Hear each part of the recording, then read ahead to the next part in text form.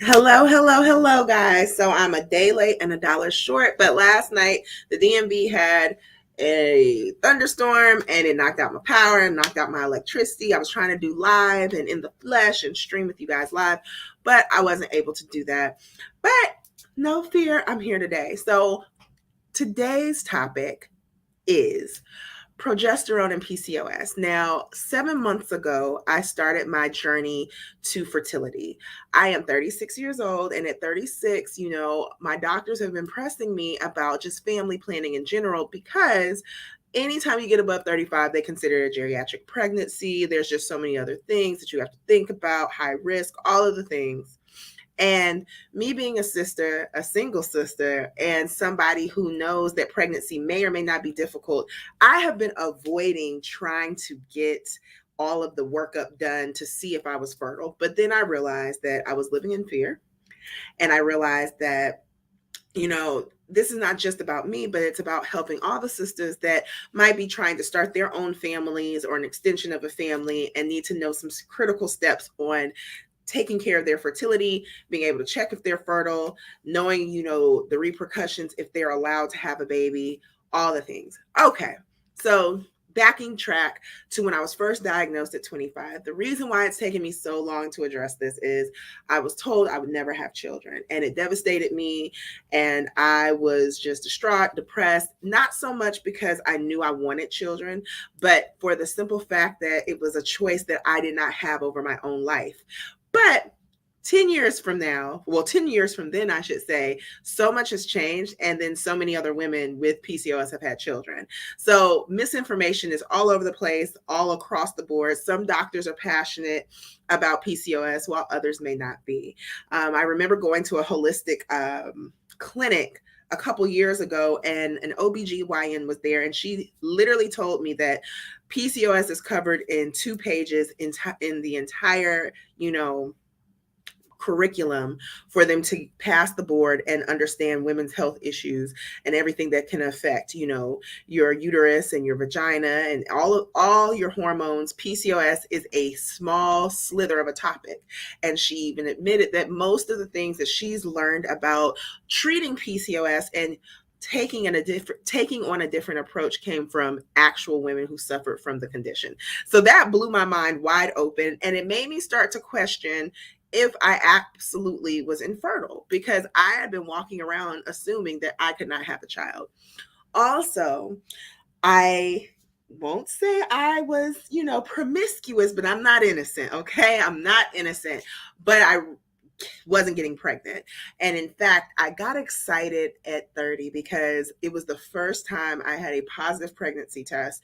Even though the situation was not ideal, it made me realize that maybe there's a possibility that I could get pregnant. Now, obviously, I'm still without a child, so I wasn't able to carry the baby to full term. I was told that it was more than likely a chemical pregnancy. I was within the first trimester, within the first 3 months of conception, and literally had a humongous period, and it was like it never happened. And even though that situation saddened me, it gave me a glimmer of hope that I might possibly be fertile.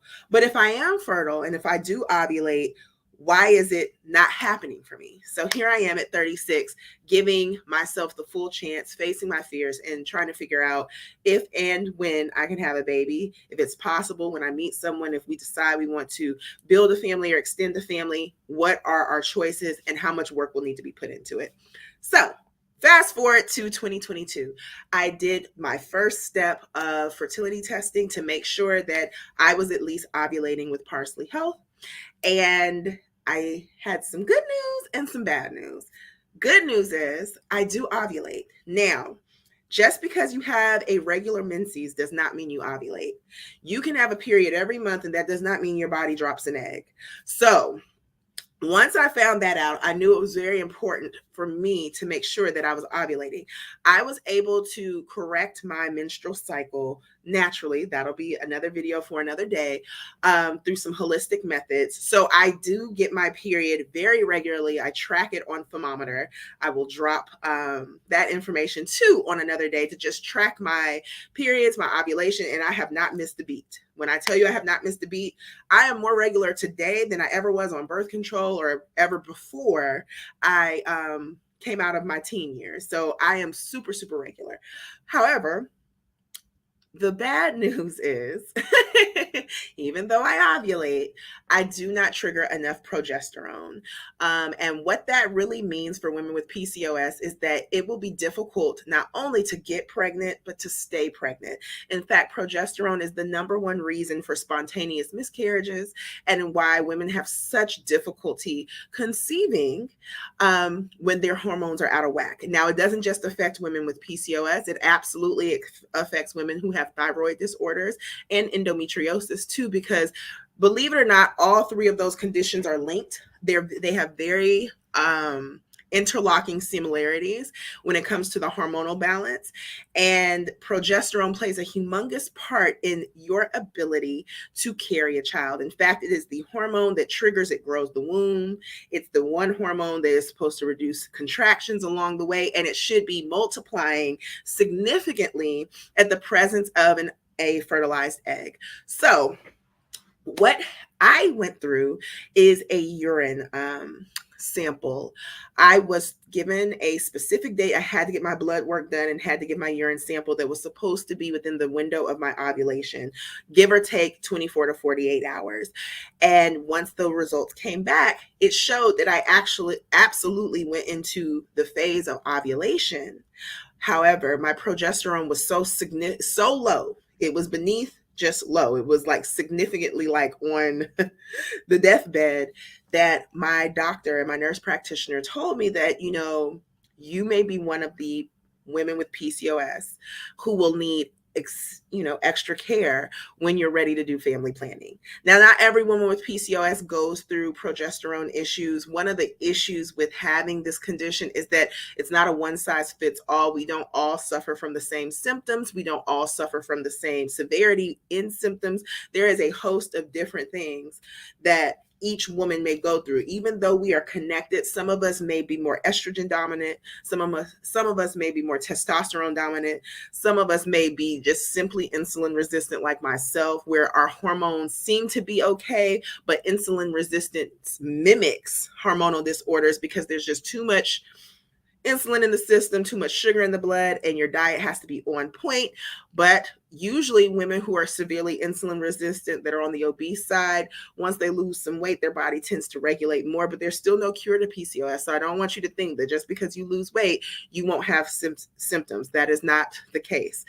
Where it may improve for some, it worsens for others. So it's just one of those lifelong ailments that you have to kind of navigate and find your happiness and find your peace within the condition. So going back to progesterone. So I was sad, not gonna lie. However, it's very important to know that, ladies, going into family planning, because if you're trying and you're failing, it's your trigger to see what your hormonal load is. So the types of blood tests that I had was a comprehensive metabolic panel. I had a red blood count, full red blood panel scan. And what a full blood count does, red blood count really shows, is all your vitamins, all your minerals, every little history about your body, so that you can honestly see what's going on, from your vitamin C being deficient, D, iron, anything that's happening in your blood work will show up on a red blood test full panel. And I might be saying that wrong. I am not a doctor, but that is what I had. And in addition to that, I had the urine analysis to see if I was ovulating. Now, the only caveat to the urine test is you can't really predict the ovulation. So I could have gone a day too early, which would have resulted in my progesterone showing up low, or a day or two early, or I might have come through a day or two late, which would also change the results that we're seeing. There are multiple types of ovulation tests. So you can also do it from the saliva. And I thought that that was very interesting. And so I researched it, and the saliva test is 99% effective because the liquid in your mouth does tend to increase around ovulation, and it mimics the cervical fluid that increases too around ovulation. So they like to use the saliva test as well to predict ovulation. And of course, you have your blood test that will give you your entire hormonal load, but you just need to make sure that when you get your blood draw, you're doing it on the exact date of when you ovulate. And that is why I have my thermometer, because I tend to get symptoms on the exact date that my thermometer tells me I'm ovulating.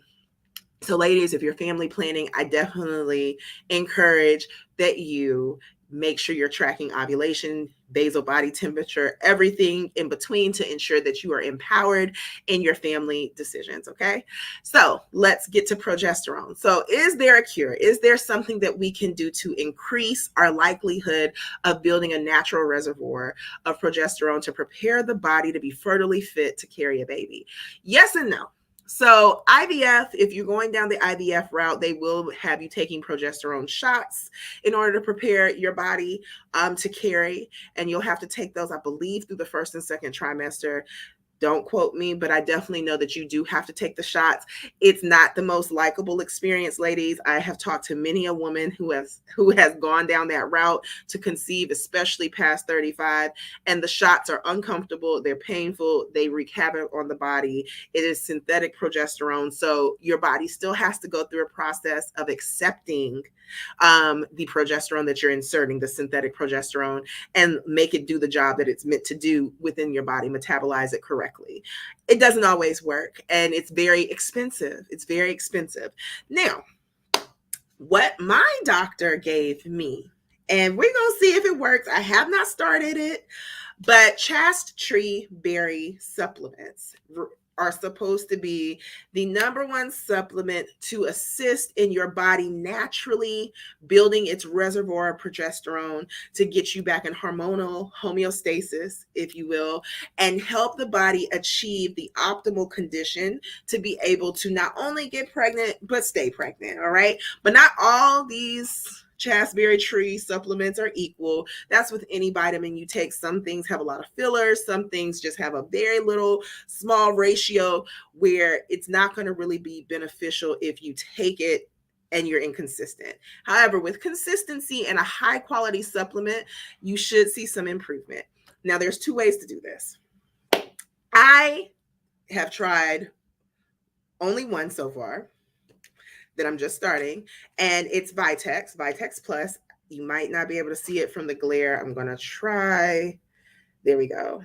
I got it right there so that you can see it. Vitex Plus. This is by VH Nutrition, okay? This, if you Google it, Amazon it, there are so many success stories from women who have PCOS and other endocrine issues and other fertility issues who have taken this consistently and received positive results for pregnancy and have been able to carry a child to term, okay? However, it's suggested that you start taking this immediately and make it a part of your regimen and kind of cease it as you progress, through pregnancy towards the end of your term.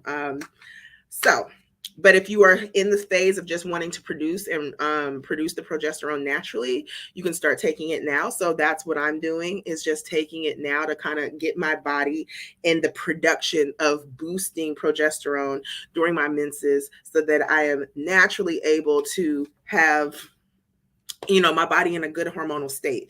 And not need the synthetic progesterone. But again, I'm not family planning currently at the moment. I don't have a partner. So it's more so just to kind of naturally keep myself in balance so that nothing, abnormal is going on, and to prepare my womb. Wound health, womb wellness is a thing. We always talk about being physically fit, but womb fit is definitely a thing because you want to be able to carry not only a healthy baby, but a baby in a peaceful environment, right? And the second supplement that I was told is fertility tea and chasteberry root tea, or chasteberry tree tea. Now, the caveat with the fertility teas is that you're only supposed to drink them during your menstrual cycle and right before. So as soon as you feel like you're ovulating, if you're tracking your ovulation, you are supposed to start drinking the tea, and then you're supposed to stop taking the tea after your period is done. This is not a tea that you drink every day. Now, I don't know why that is. That is just the instruction that I was given, and it may be because it's more concentrated than the capsules. because these capsules you can literally take every day. It says it on the box, on the jar. You can take them every day. Talk to my doctor. You can take them every day. But with the tea, you are not supposed to take or drink the tea every day. So I've dropped a link in my description to the Amazon store where I have all the PCOS supplements there, and it will include Vitex. It'll include fertility teas. And then there is another supplement called Ovisitol. So Ovisitol is inositol in its 2 concentrations, which is really a B vitamin. One thing about women with PCOS, we have so many vitamin deficiencies. Like, I'm talking about excessive vitamin deficiencies. And one of those vital vitamins that have to do with ovulation and just womb health are vitamin B. Now, it's great to take a vitamin B complex, but apparently there's a specific vitamin in the B cycle that we need, which is the inositol. And I might not be saying that right. Don't quote me, but I definitely have that in the store as well. And that is to be taken every day. And it's a flavorless powder. You drop it in water and it's supposed to help you ovulate. I would say Ovisitol and inositol are more so geared towards people who have irregular menstrual cycles. So if you're not receiving a regular menstrual cycle, then it's definitely worth looking into. You do not regulate your cycle through having birth control. And that is another conversation for another day. I know a lot of doctors, a lot of OBGYNs will try to put you on birth control to give you a regular menses. It wreaks havoc on the PCOS body 9 times out of 10. For some women, it's essential. It works for them. I kept getting health scares with birth control, from blood clot scares to body pains to chronic headaches through excessive weight gain, migraines. I personally could not handle birth control. It just was not good for my body. So I am not on it. And as soon as I allowed my body to go through the process of detoxing birth control out of my system, because let me be clear, once you stop birth control, there is a process of getting your body back into balance. And it was hell. It took about 6 to 8 months for my body to kind of get to a normalcy again. And I vowed at that point I was never taking birth control again. And I'm still not pregnant. So that's why we are here taking our steps into fertility. So I hope you guys got something out of this video. My next step in the fertility journey is going to be seeing what my reservoir of eggs is. Okay. Now you might be like, well, because I'm in my my Latin 30s, obviously menopause is not something that's uncommon for women as soon as they enter their 40s. Now, every woman doesn't have the same amount of eggs. I did not know that. Me being logical, me thinking like, okay, I'm a woman, I'm born, we get the same amount of eggs in each ovary, we all got the same amount of eggs. No, that is why some women enter menopause much faster than others. I will say that my mom was still having a period in her 50s. And she's not even early 50s. She's heading towards the upper end. And I'm not even sure she stopped having her period. I think it's now more infrequent, and she will be 56 this year. So I'm going to just say my mama had a lot of eggs. Okay. The doctor's just like, you just young and vital, you just still have eggs. But that's not the case for every woman. Some women enter perimenopause and they start entering menopause in their late 30s, in their mid 30s. I do know someone who, she wanted to have a baby badly, but by the time she got ready for family planning around 38, she didn't have any eggs left. So I definitely encourage anyone who's also on this journey, after you find out if you do ovulate and just what your hormonal load is, to check to see how many eggs you still have left and how long of an opportunity you have. And then at that point, the next phase will be deciding if you're going to freeze eggs for a future date, and how healthy the remaining eggs are. So those are my next 2 steps, is talking to a fertility specialist, seeing my reservoir of eggs, if I have a lot to choose from, and then seeing the egg quality to see if I can absolutely freeze some eggs, and seeing my financial options with egg freezing. I'm hoping, because I have an illness that kind of promotes that I need to freeze eggs with the PCOS, that there's some type of financial reprieve, because if you know anything about IVF and fertility treatments, they are not cheap. And most of them are not covered by insurance. Most of the things that you need are not covered by insurance. So y'all pray for me, because fertility treatments, are going to cost. But I'm praying. I got good insurance. I work for a very, very good company that has great insurance benefits. So I'm hoping that I have some options there in financing my fertility journey. But if not, then y'all just gonna get it when y'all get it. And I will be very honest and transparent about the cost. It may be different where you're located. You may have more options than me, but I'm gonna keep it 100. So anyway, if you haven't followed my blog, please follow it. It's systemofcurves.com. And I will have other content posted there. Plus, there are some older articles there that specifically speak to PCOS and some of the challenges and some of the things that I've learned along the way that you can possibly learn from too if you have not already began tackling your health journey with this condition. And additionally, click subscribe, because this is fertility. It's Wednesday today, but typically this is going to be Fertility Tuesday. And on Fertility Tuesday, we talking about all things that keep the body together for a sister, okay? Together, all right? So I hope you guys enjoy your afternoon. Make sure you log on every Tuesday evening, 7:30 p.m. ETD or EDT. It's always EDT, Eastern Daylight Time. Okay, because that's what we're in right now. And then when the fall hits, it'll be Eastern Standard Time, whatever. And leave a comment, ask questions. If you're on the blog, leave a comment, ask questions. I will try to get back to you at my earliest. And you enjoy the rest of your afternoon. Thank you for sticking around with me. And to the next Fertility Tuesday. Oh, of course, I would drop it. Make sure you check out the Amazon store. Get your supplements. Oh, and lastly, I am not a doctor. I mean, not fertility, to one of my medical professionals. I only pass it off to my holistic help so that they can tell me or give me more insight or give me suggestions on high quality supplements. Do not blindly do anything because everybody's body is not the same. All right, now, you guys enjoy the rest of your day.